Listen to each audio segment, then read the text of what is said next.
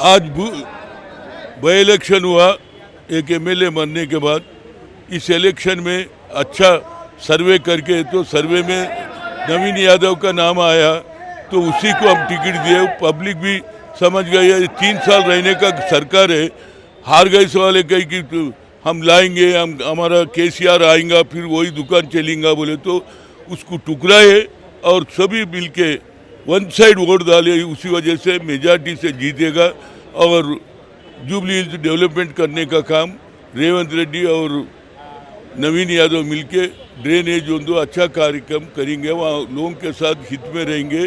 जो वादे करे वो वादे भी पूरे करेंगे। वहाँ का ड्रेनेज हो, रोड हो, करंट हो, पानी हो, सब डेवलपमेंट वहाँ पर होगा। उसी वजह से आवाम हमारे को के जिम्मेदारी दी है, वो जिम्मेदारी हम पूरा करेंगे। अभी पूरा मेजॉरिटी आने के बाद फिर मैं बात करूंगा।